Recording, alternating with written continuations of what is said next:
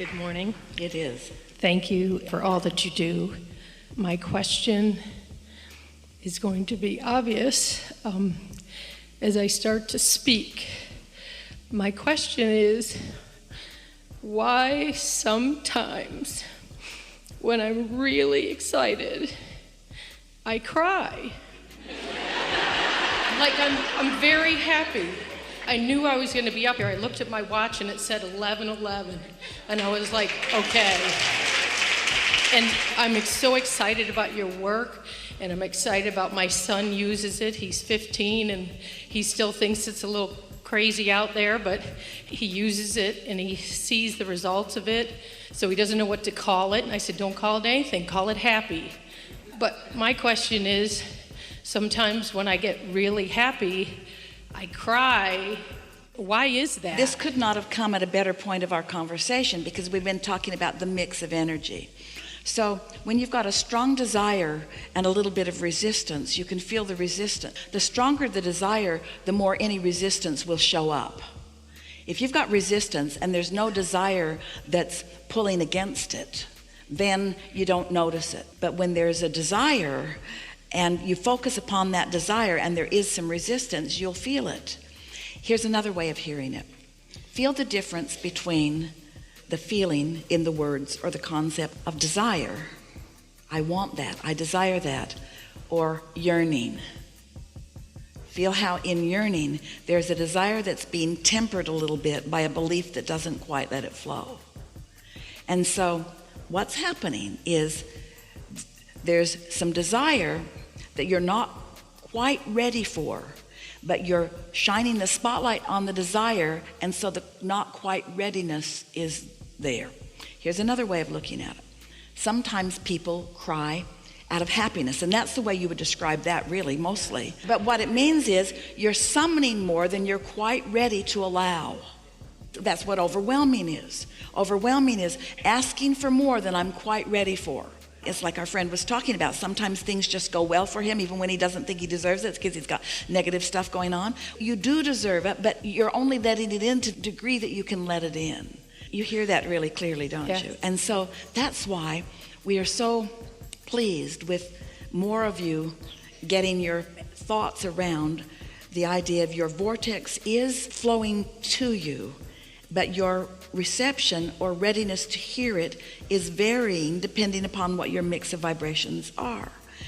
And so as you don't try to do the whole enchilada and get all the way over there, but instead you feel satisfaction about where you are, then you put ease into the equation, which just allows it to incrementally get more and more and more, so that when it does manifest, then it's just the next logical step.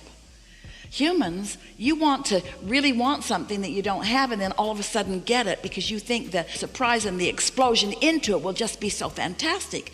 Where how it really works is you're just ready to be ready to be ready, and when it happens, it's no big whoopee, it's just the next logical step. And Esther argued with us about that when she first began realizing it. Abraham, you mean I have to really be ready for it, and if I'm really ready for it, then it doesn't thrill me in that big way? It's just the next logical step? And we say, yeah, that's sort of how it is. You got to be ready to realize it fully, and you are more and more and more in every day. There's just a little hint of, just a little bit of not really feeling completely worthy for all the good stuff that comes. And so when something really good comes to you, you just sort of block it just a little bit by that feeling that, do I really deserve this? Should this really be happening to me? And that's what puts the yearning in desire. The contradicted thought is what puts the yearning in desire. Make sense to you? Yes, it's very exciting. May I ask another question? Yes. My mom recently croaked in August, and my husband... Isn't it nice that everybody knows somebody who's recently croaked? Well, she was very connected to Source. She was always, I'm a powerful creator, I can make the sun shine. So my question is, I do my meditations every morning. And all right, now stop for just a moment and realize how your thought turned just a little bit that changed that feeling. Can you describe it in these terms that we've been talking about? What happened conceptually just now?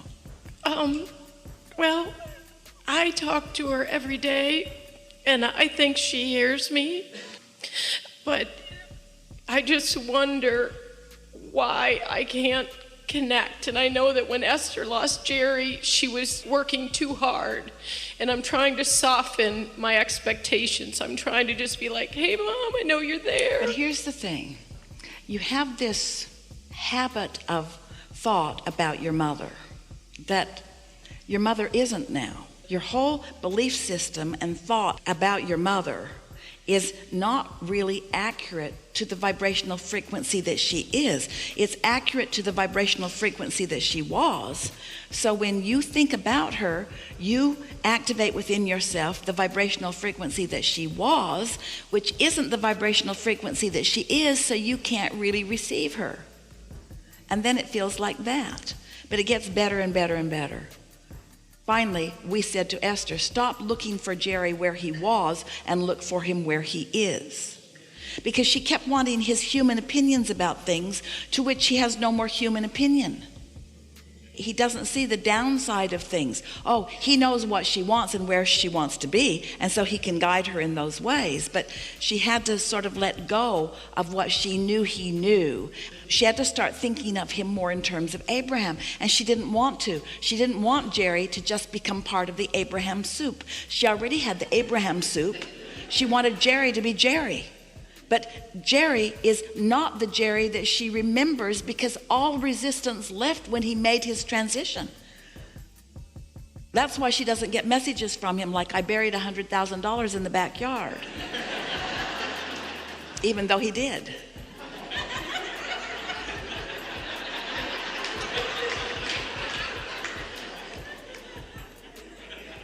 Okay, I'm looking in the wrong place, or I'm in the wrong state when I'm But to call it wrong isn't a good idea, because you are where you are, and where you are has to be all right, because it's what you've got. It has to be all right that you are where you are, but understanding it is helpful. And then this is why we're doing such a sales job on meditation, because you can't think your way out of some of these things, because the more you try, the more you just think more of the same thoughts that you were thinking. And so your desire keeps growing because of the contrast that you're living, but you don't make any movement because you're trying to think your way out of it. And instead, when you say, I'm not going to think that anymore, you're just thinking it more.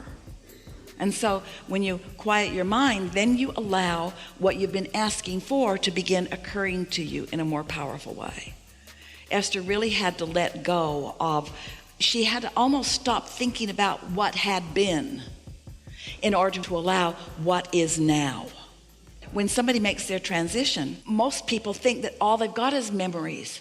No, you have a whole new present tense relationship, but it's different than the memories.